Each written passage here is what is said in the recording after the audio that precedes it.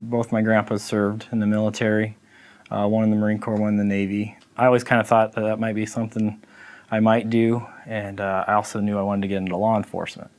The strategy worked well. I was able to do military police with the Army Reserves, and I was hired on with the police department. I became a deputy. I was a member of the SWAT team, and the last 2 years of my law enforcement career worked undercover narcotics full time. It was a exciting career for me, and I got to accomplish a lot of goals that I had. And then in 2009, I got deployed to Afghanistan, and that was a whole different situation.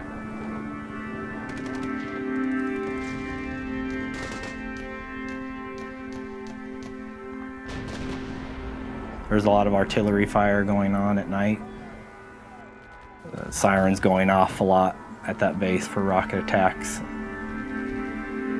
It was hard for me to ever wind down or get some sleep or get some rest. The first week I was there was 3 soldiers that got killed there. And I just kind of thought, I'm not going to make it home. And it got to the point where that took over. As a military police, he investigated the death of a child that was about the age of our oldest daughter, Libby, and I know that was incredibly hard. Just knowing that there was a dead young girl that was close to my daughter's age there, felt like I was in a pretty bad, helpless situation. And I slowly just downward spiraled into the point where I thought, well, if I'm not going to make it home, why continue to be miserable every day? And I started thinking about suicide, and it seemed to be a resolution.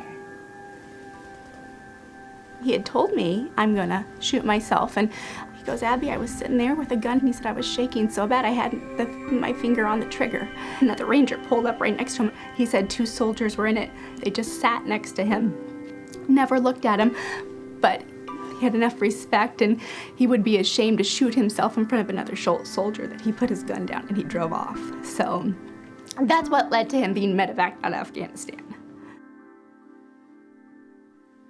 What I thought when I finally got back in the United States is that everything's going to be okay now. But my problems continued even long after I was released from active duty. I continued to feel that way. We did individual counseling, we did group counseling. I tried 5 or 6 different kinds of depression medicine. They had me try 2 or 3 different kinds of anxiety medicines. When I continued to try and things weren't helping, hopelessness really was taking over and it wouldn't go away. I still continued to think almost daily that suicide was going to be the option. It was a typical Friday. He had slammed his 6-pack very, very fast so he could sleep that night. He was self-medicating. I didn't realize till later that he took too many pills, and he couldn't speak clearly. He couldn't stand up straight. And I put a loaded .45, my pistol, to my head in front of my wife and young daughter and said I was going to kill myself. And I had no idea at that time that, things are that bad emotionally for him. I mean, I thought that once we had gotten him home, that suicide wasn't an issue. The next day, couldn't believe that I'd behaved that way in front of my children, and it crushed me. I knew that I had crossed the line and I needed help.